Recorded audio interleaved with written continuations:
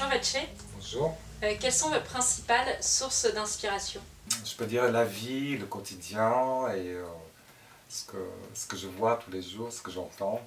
Sur quels critères vous basez-vous dans la construction de vos images? Je travaille beaucoup sur des personnages, l'être humain, dans des conditions, dans des situations. Ça passe par l'imagination hein, avant tout. Peut-être pas imagination, c'est plutôt ce que je pense dans ma tête et ce que je ressens. L'imagination, ça vient en travaillant. Est-ce que vous puisez dans la culture arménienne pour vos peintures ou vos sculptures? Énormément, le fait que je suis d'une famille arménienne, etc. J'écoute beaucoup la musique arménienne, le jazz arménien de Dikran Hamassian que j'adore, c'est un jeune pianiste, jazzman.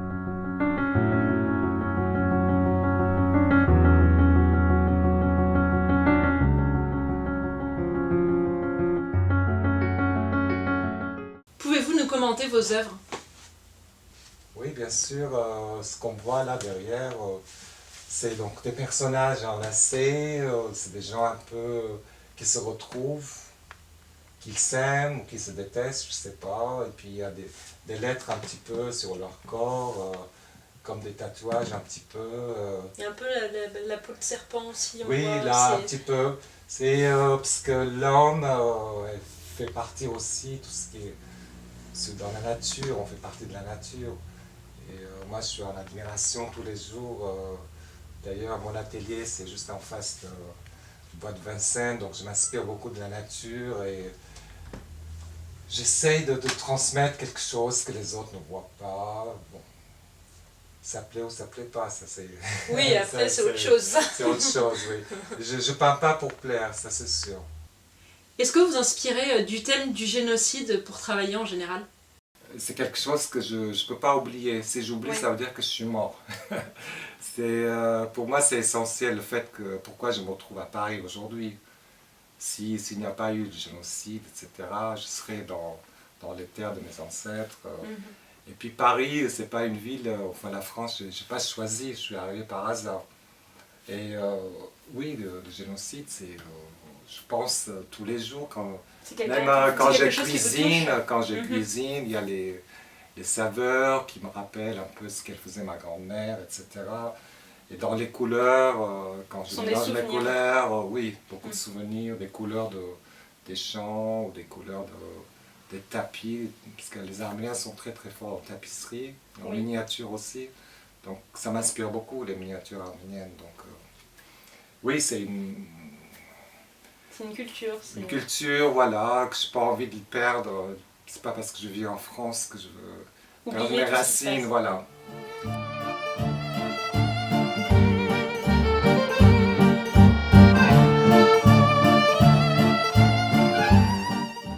Bonjour Dibar. Bonjour. Quel type de portrait, de peinture êtes-vous amené à représenter? C'est la peinture expressive qui figure beaucoup de personnages.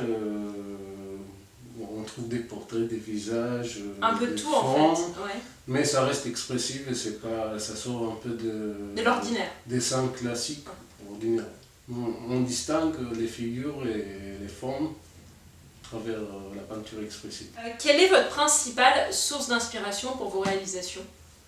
C'est l'humanité, c'est les personnages, la vie quotidienne, les connexions entre les êtres humains. Que ce soit Modigliani, Picasso, Klimt. Klimt m'inspirait beaucoup plus avant, quand j'avais l'âge de l'adolescence. Oui. Donc je m'inspirais de ces couleurs, ses compositions, sa palette et tout, la façon de traiter des figures, parfois discrètes, parfois classiques. Donc c'est votre source d'inspiration en fait? Oui, de toute façon les artistes sont toujours inspirés les autres artistes plus jeunes. Oui, c'est toujours comme ça. En technique ou en façon de réaliser des choses. Comment définiriez-vous votre travail artistique en général? Oui, mon travail artistique, c'est basé sur la vie. Ce qui se passe un peu dans le monde. J'observe autour de moi et faut être très observateur. J'essaie de capter et présenter Oui. ce que les gens m'inspirent, que ce soit dans leur vie sentimentale, que dans leur vie de société. Mhm. Bien sûr, j'aime bien écouter et aller observer les gens dans des cafés, dans des lieux publics.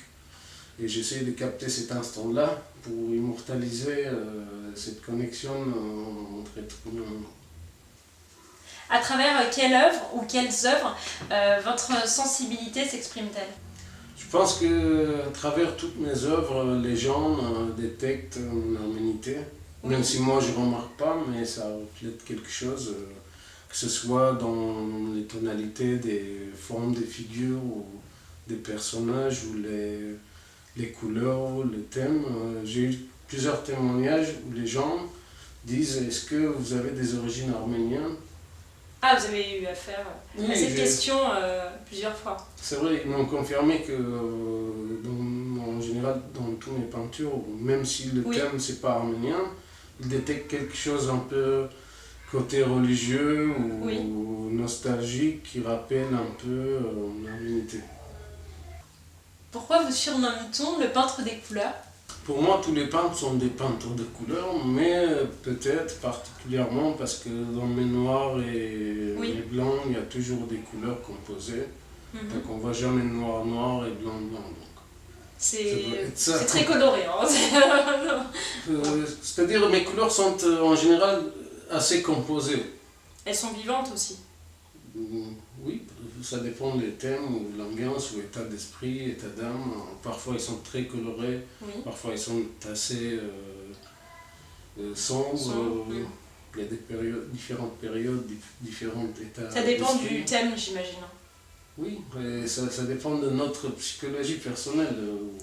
Est-ce que vous avez des dates déjà pour vos prochaines expositions?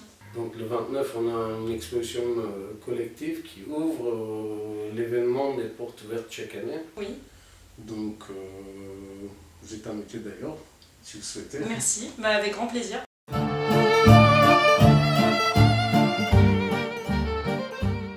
Et je vous remercie d'avoir répondu à mes questions. C'est moi.